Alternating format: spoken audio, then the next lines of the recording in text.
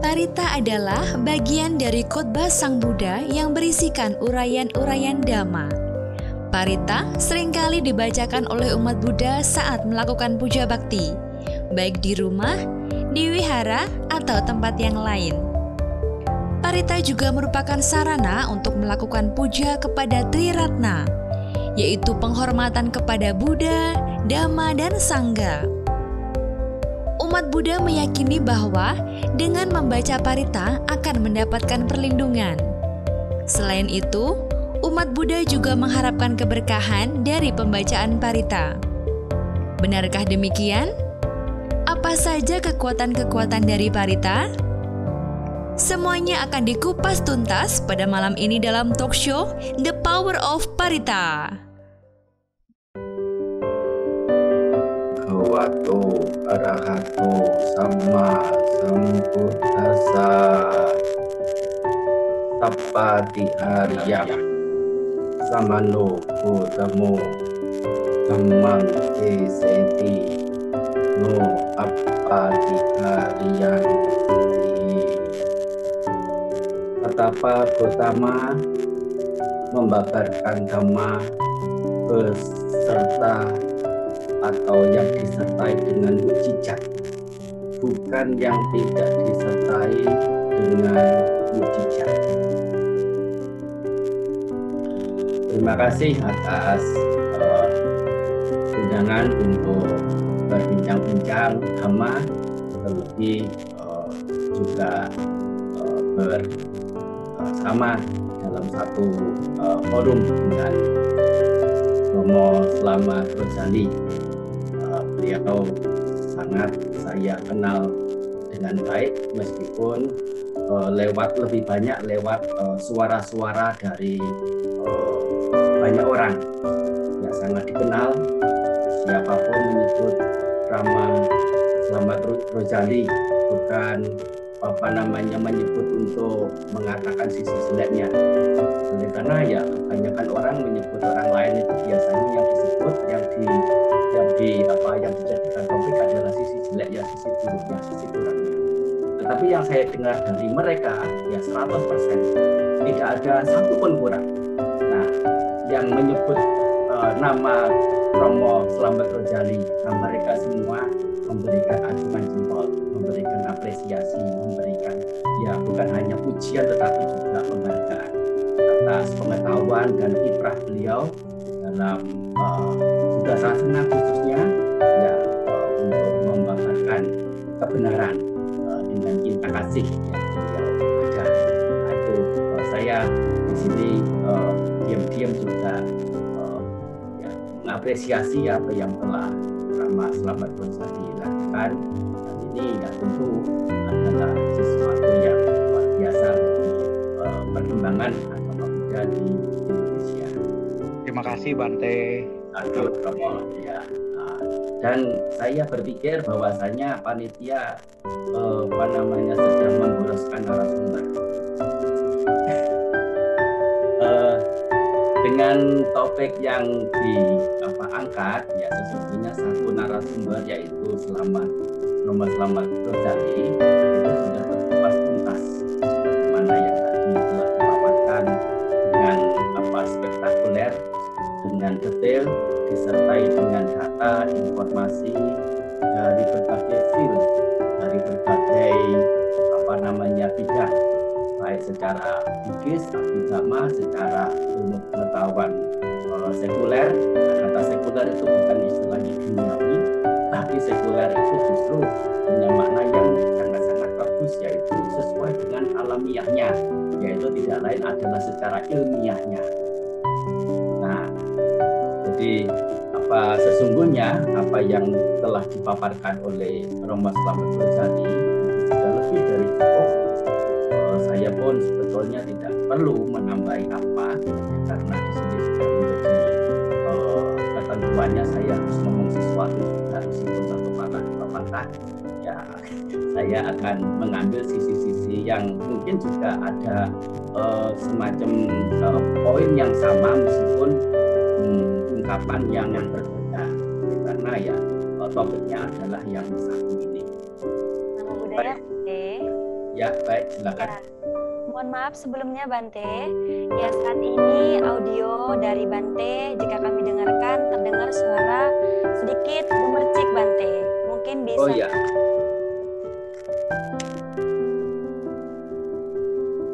Ya, sepertinya masih terdengar Bante. Ya, ya sekarang lebih baik Bante. Silakan Bante untuk melanjutkan. Ya, mungkin untuk suaranya bisa lebih ditambah lagi Bante karena di sini terdengar jauh. Oh begitu ya. Saya pakai kecil.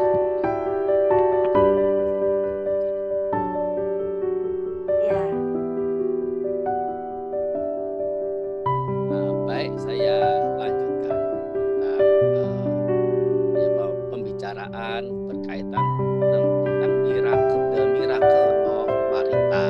Ya, saya akan bagaimanapun mengulang lagi ya, sepertinya mengulang lagi apa yang Romo Slamet pembicara pertama telah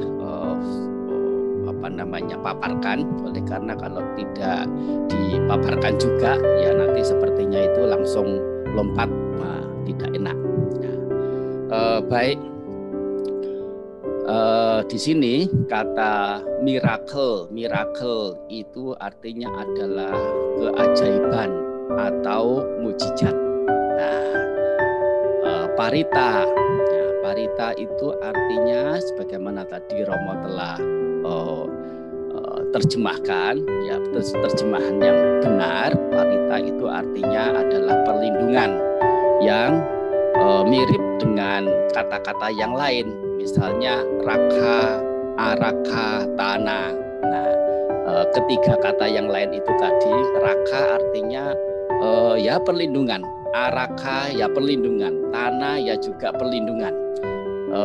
Selain dari kata parita satu ini, ketiga kata yang itu tadi juga digunakan dalam konteks perlindungan dalam bentuk upacara-upacara tertentu, termasuk di dalamnya itu membaca wacana-wacana tertentu. Nah, itu juga digunakan istilah-istilah tersebut. Di sini apakah ada miracle? Apakah ada mujizat?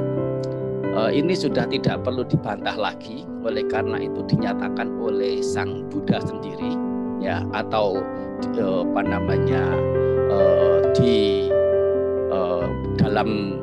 dalam kutipan yang saya angkat ya di awal tadi, ya, seseorang ya menyampaikannya kepada ya orang yang lain bahwasanya Samana Gotama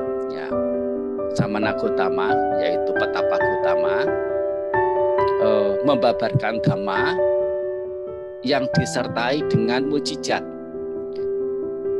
bukan tidak disertai oleh mujizat.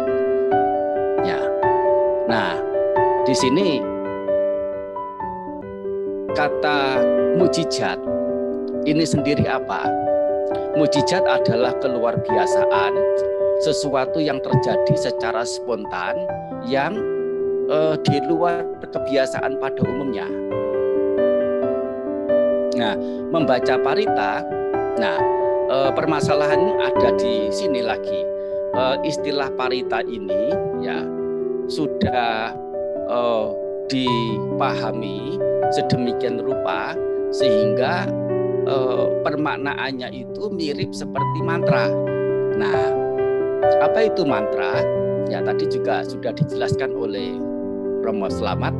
Ya, apa itu mantra? Dan di sini cara atau praktik pembacaan mantra itu si pembaca tanpa perlu ngerti artinya, tanpa perlu tahu artinya, maknanya. Pokoknya dengan kekuatan membaca itu tadi, entah dengan kekuatan luaran berupa dewa atau mungkin dengan sebutan Tuhan, atau dengan kekuatan alam atau energi apa begitu ya, bisa memberikan hal yang diharap oleh pihak pembaca atau pihak yang dituju. Nah, ini adalah semacam pemahaman kita tentang parita itu seolah-olah seperti mantra. Pokoknya dibaca itu sudah akan mendatangkan keberkahan. Nah, patut untuk diketahui sebelum pembahasan ini dilanjut bahwasanya di sini pembacaan parita itu sudah otomatis si pembaca mengerti apa yang dikandung dalam parita itu. Dalam hal ini karena bahasa Pali itu belum dimengerti oleh kebanyakan oleh masyarakat Indonesia, pengartian yaitu penerjemahan yang dalam bahasa yang kita mengerti yaitu bahasa Indonesia itu adalah hal yang tidak boleh tidak untuk bisa diketahui ya.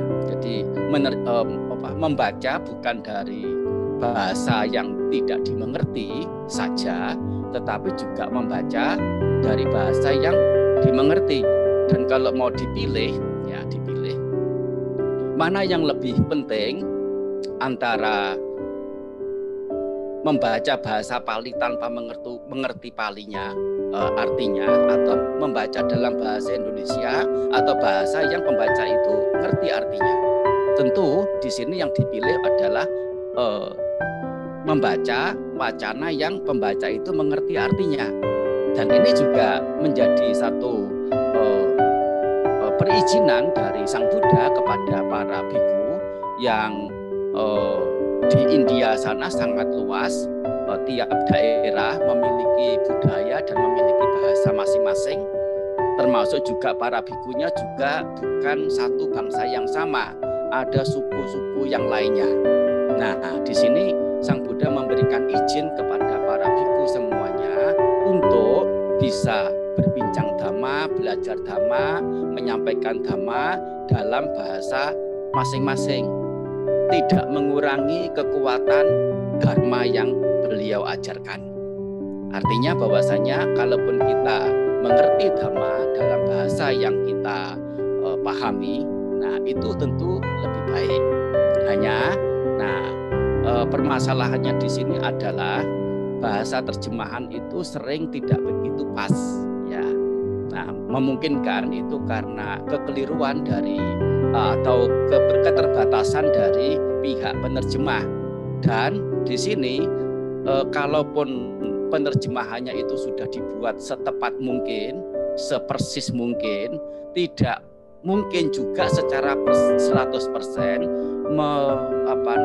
mentransfer permaknaan yang di sana itu ada sisi-sisi yang detail. Bagaimana kalau orang itu mengerti dalam bahasanya sendiri, misalnya dalam pemilihan kata, misalnya dari sisi keindahan susunannya, yang kalau dalam bahasa tertentu itu sangat indah, begitu diterjemahkan asal ngerti saja, asal bisa benar saja sudah sangat baik. Apalagi sampai harus menilai dari sisi keindahan. Jadi jangankan sisi keindahannya, sisi kebenarannya saja juga masih diragukan. Dan yang namanya terjemahan itu ya tidak akan lepas dari sisi interpretatif dari pihak penerjemah. Dan ya banyak sekali hal-hal yang lainnya yang sebagai penghalang. Bagaimanapun penerjemahan ini untuk tahap awal, yaitu untuk mereka yang belum mampu mengerti dhamma dalam bahasa aslinya, yang mengerti dalam bahasa sendiri, dalam bahasa masing-masing, yaitu bahasa Indonesia, itu tentu adalah hal yang sangat perlu. Oleh karena tanpa didasari dengan pemahaman yang seoptimal mungkin, hanya berbekal pada membaca parita. Nah, parita ini dalam kutip, yaitu yang dimaksudkan adalah mantra, satu wacana yang si pembaca tidak perlu mengerti artinya, pokoknya dibaca, nanti akan datang keajaiban, nanti akan datang kemujizatan. Nah, ini yang sesungguhnya pemahaman-pemahaman belum benar, ya, atau secara tegasnya mengatakan itu disampaikan ya pemahaman keliru tentang bagaimana kita mengerti parita. dalam agama Buddha. Nah, bahwasanya kata parita itu adalah secara artian perlindungan, secara secara kontekstualnya adalah bagian dari ajaran Sang Buddha, tidak lain adalah Dhamma. Ya, dikhususkan ya, punya sebutan parita itu untuk keperluan pelaksanaan upacara-upacara dalam berkegiatan di lingkup ajaran Sang Buddha, yaitu agama Buddha ini. Ya, hal-hal atau wacana-wacana Buddha wacana yang dibacakan dalam upacara-upacara itu, nah, dirangkum dengan sebutan parita yang artinya adalah perlindungan. Nah, sebagaimana yang tadi juga telah disampaikan bahwasanya Sang Buddha mengajar Dhamma yang disertai dengan keajaiban, yaitu apa? Langsung mendatangkan buah sebagaimana yang seseorang itu harapkan, yaitu secara umum dari menderita menjadi tidak menderita atau menjadi bahagia, dari yang kurang menjadi lebih, dari yang sisi negatif menjadi ke sisi positif. Nah, ini disebutnya adalah keajaiban atau kemujizatan. Nah, sekarang sesungguhnya kita menilai juga bahwasanya antara penderitaan dan kebahagiaan itu tidak muncul secara sekonyong-konyong, secara tanpa sebab. Bahkan kebahagiaan atau penderitaan itu tidak muncul dari sisi luar. Bukan dewa memberi kebahagiaan, bukan setan memberi penderitaan, bukan bencana mendatangkan penderitaan, bukan mendapat hadiah mendatangkan kebahagiaan. Semuanya itu sifatnya relatif, masih tidak sedikit ya hal-hal yang tampaknya itu semestinya orang yang mendapat itu adalah menjadi senang. Nah, memungkinkan sekali orang yang mendapat, pihak yang mendapat itu justru mendapati penderitaan. Nah, dari apa yang menyenangkan yang dia dapat. Begitu pula sebaliknya, hal-hal sisi yang orang lain katakan itu adalah kesengsaraan, pasti akan sengsara itu. Ya, berada atau mendapati sesuatu yang sedemikian rupa. Tetapi yang bersangkutan ya ternyata justru ya menyenangi, merasa puas, merasa lega, merasa tenang, damai. Ya, orang dijatuhi harta, ya diberi harta yang sangat banyak, bukannya malah bahagia tapi malah muncul ketakutan, di mana disimpan, bagaimana ya malah hari-hari tidak bisa tidur karena ya lebih banyak takutnya, lebih banyak khawatirnya, lebih banyak hal-hal yang mengganggu hati, dan itu adalah iritasi, rasa sengsara, dan menjadi sebelum mendapat harta bahagia, damai. Begitu mendapat harta yang semestinya menyenangkan, justru yang dia dapat adalah penderitaan. Ini adalah contoh. Ya, seseorang yang pergi ke tempat sepi, ke hutan, ya kita tahu keberadaan di pinggiran hutan, katakan semuanya serba terbatas dan bahkan serba kekurangan. Tidak ada kenyamanan sebagaimana tinggal di kampung, apalagi tinggal di kota. Tetapi untuk orang tertentu, nah berada di situasi seperti itu bahkan menjadi satu pengharapan yang sudah lama diidamkan, dan merasa lega, merasa damai, merasa nyaman. Nah, sudah merasa lepas dari rasa risih, rasa iritasi yang sebelumnya dia rasakan. Ini adalah contoh ya. Artinya di sini menegaskan bahwasanya kebahagiaan penderitaan bukan semata-mata apa yang sisi luaran itu orang dapatkan, melainkan adalah sisi dalam orang itu sendiri, bagaimana menyikapi. Nah, penyikapan itu juga tergantung pada faktor apa yang menyertai batin, yang mengetahui itu. Apapun yang datang, baik yang menyenangkan maupun yang menyakitkan, jika ditanggapi dengan hal buruk, dengan ketinggi hatian, dengan pikiran, dengan keserakahan, dengan hal-hal yang lain, pasti datangnya adalah bencana penderitaan. Nah, sebaliknya hal apapun baik yang menyenangkan atau yang menyakitkan, tetapi ditanggapi dengan nilai-nilai bajik yang muncul disertakan dalam batin. Semuanya itu akan menjadi keberkahan, akan menjadi keberuntungan, akan menjadi perlindungan bagi dirinya. Nah, di sini tentu juga sudah disinggung secara nyata oleh Rama Slamet Rozali. Apa itu? Begitu membaca parita, tidak lain adalah membaca dharma, pengotor-pengotor batin akan lengser, akan gugur. Oleh karena apa yang disabdakan oleh Sang Buddha itu sedemikian nyata dan sedemikian indah, bisa dimengerti secara akal dan secara indrawi juga bisa dibuktikan. Nah, hal apa yang patut, yang tidak patut, yang baik, yang buruk, yang benar, yang salah bisa ditelusuri oleh diri sendiri. Nah, ini adalah sifat dharma yang disebutkan sebagai ehipasika, yang itu bisa datang untuk dilihat oleh diri sendiri secara langsung. Nah, jadi karena dengan membaca parita, yaitu membaca dhamma dengan pemahaman tentunya, bukannya tidak dengan pemahaman dan mengerti apa yang dibacakan, isinya adalah bagaimana mengkondisikan seseorang, batin seseorang untuk disertai oleh hal-hal bajik, menyingkirkan seseorang dari faktor-faktor buruk yang memungkinkan menyertai batin. Nah, dalam hal ini secara dia sadari atau tidak, secara dia ingini atau tidak, sengaja atau tidak, untuk menyingkirkan hal buruk dalam batinnya, untuk memunculkan hal baik dalam batinnya. Dengan membaca itu, keburukan sudah tersingkirkan, nilai-nilai bajik sudah bersama padanya. Nah, penderitaan sudah otomatis akan hilang. Ya, kebahagiaan yang muncul. Oleh karena sesungguhnya penderitaan itu muncul karena pengotor-pengotor batin, bukan yang lain. Dan lebih dari itu, dikatakan Sapati Harya punya keajaiban, langsung bahagia oleh karena langsung memunculkan hal-hal bajik.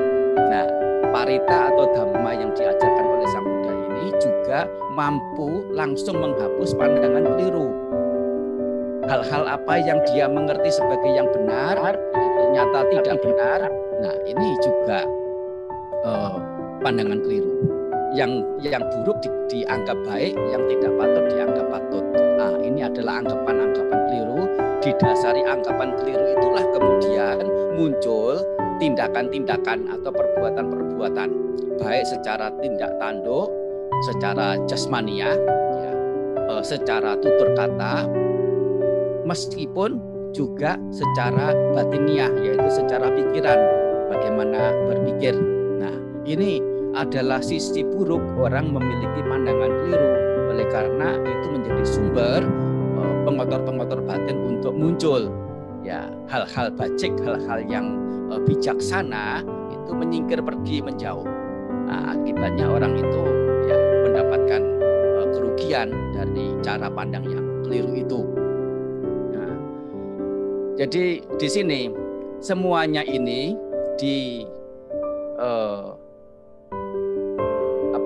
didapat, ya parita itu bisa memberikan makna, bisa memberikan manfaat. Itu ada syaratnya. Syaratnya adalah dengan membaca, ya sebagaimana tadi yang disampaikan oleh Rama Slamet Rozali dengan analogi virus komputer tadi. Nah, ada mantranya tetapi juga ada membacanya juga. Nah, kalau hanya ada mantra tanpa membaca, dan membaca di sini sudah mengandung arti mengerti apa yang dibacakan. Nah, setelah orang membaca dalam arti mengerti artinya juga, dia disebut yang telah mendapat sutta. S-U-T-A. Sutta. Apa itu sutta? Adalah pengetahuan. Dan pengetahuan ini bukan pengetahuan lain, melainkan ajaran-ajaran yang telah Sang Buddha ajarkan, ya swakato bhagavata dhammo, dharma yang telah beliau babarkan secara baik, indah di awal, indah di pertengahan, indah di akhir. Nah, ini namanya punya sutta, punya pengetahuan.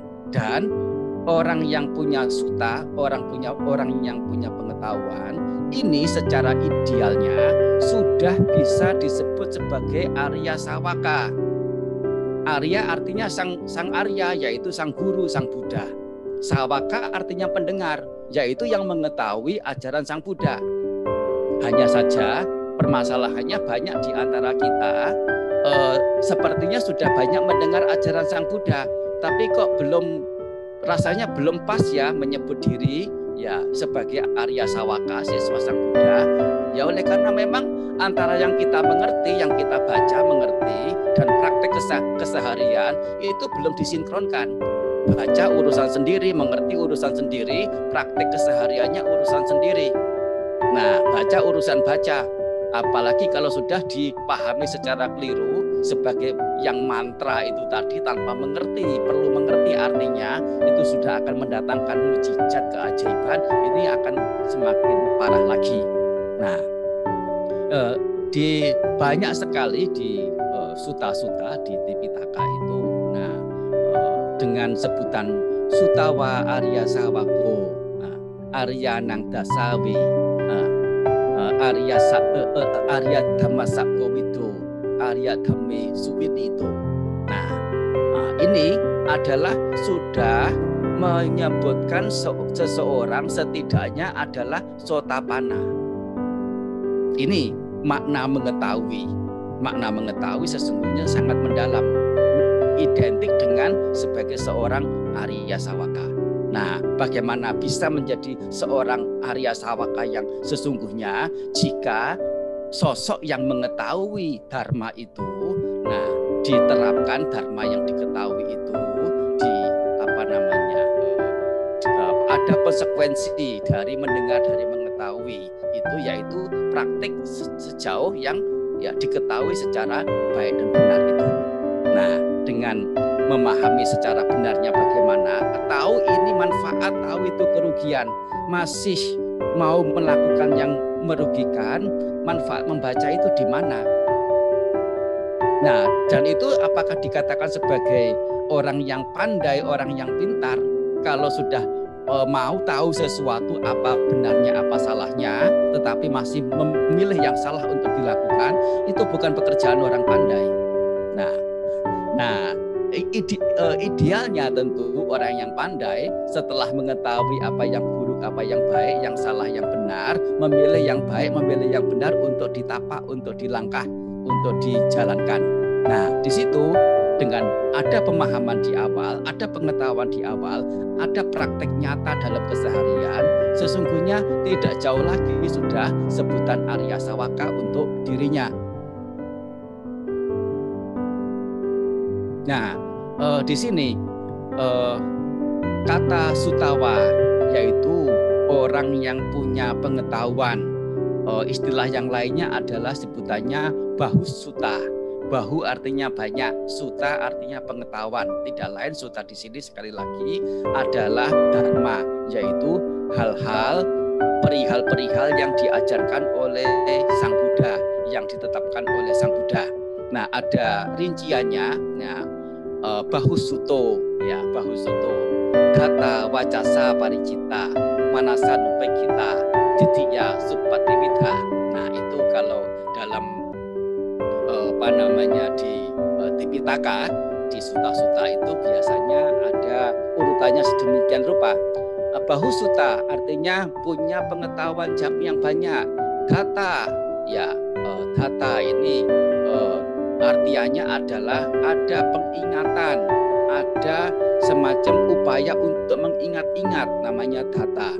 Nah, wacasa paricita, mengumpulkan atau menerapkan atau mengikatnya secara ucapan. Tidak lain adalah menguncarkan, tidak lain adalah membacakan. Apa yang kita lakukan dalam praktik membaca parita tidak lain adalah wacasa paricita. Nah,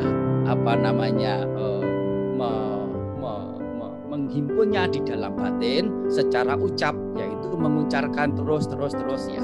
Ini adalah bentuk dari atau konsekuensi dari yang disebut punya pengetahuan yang banyak, bahusuta. Mengingat-ingat juga, kemudian menghimpunnya secara tutur kata, yaitu rajin mengucapkan, rajin menghafalkan. Zaman dulu bukan membaca yang ada di dalam tulisan, tetapi sudah diingat di dalam batin masing-masing, di dalam benak masing-masing. Itu pun masih perlu diucapkan untuk setiap waktunya secara rutin, secara terus-menerus, secara berkala. Apa yang diingat, menjadi termunculkan dalam pikiran sadar untuk bisa diterapkan, untuk bisa manasa nupekita. Apa itu manasa nupekita?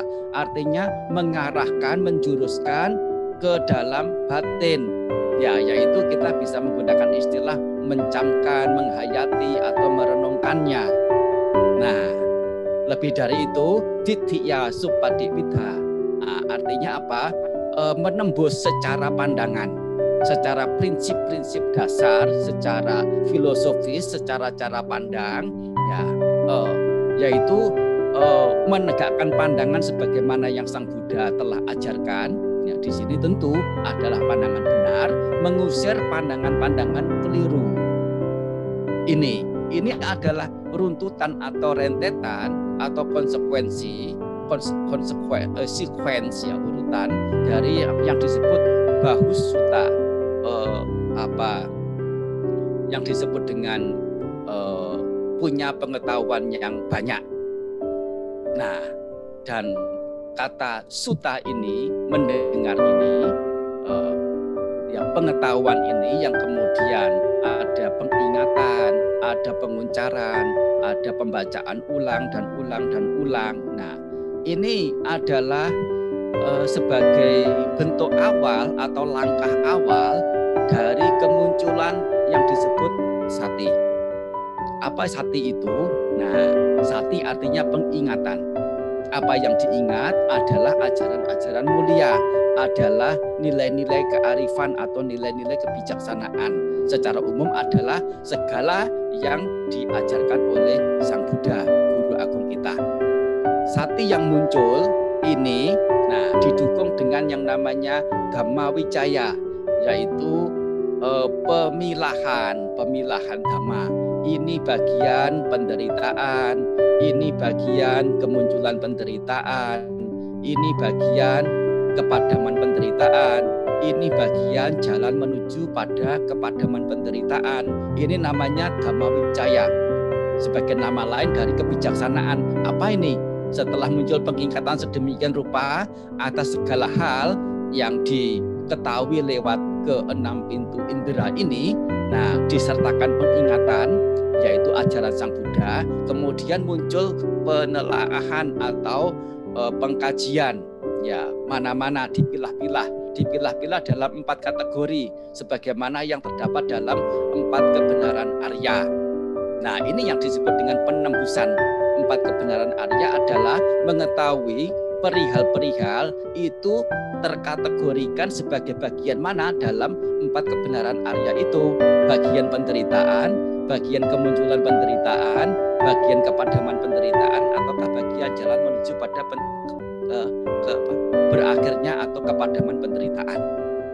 Nah, ini yang untuk selanjutnya, setelah ada Dhamma Wicaya, penelaahan dharma, muncul namanya wirya, muncul namanya semangat, muncul kerajinan, tidak malas untuk selalu memunculkan, selalu menyertakan hal-hal bajik itu di dalam batin, dan ada kecermatan dalam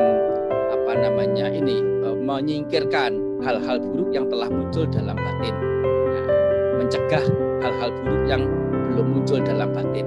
Ini namanya punya wirya, punya semangat.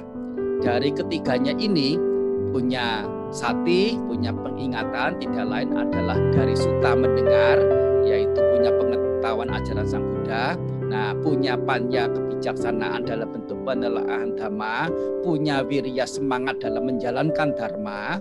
Nah, piti kegiuran, pasadi keredaman dari kotoran batin. Nah, samadhi keteguhan pada nilai-nilai luhur, termasuk juga upekha. Nah, yaitu keseimbangan batin. Ini secara berurut akan muncul, dan secara tuntasnya UPK ini pun dimengerti sebagai jalan menuju pada keterbebasan dari penderitaan. Nah, dengan kemudian mengertinya sebagai yang secara yang sebenarnya.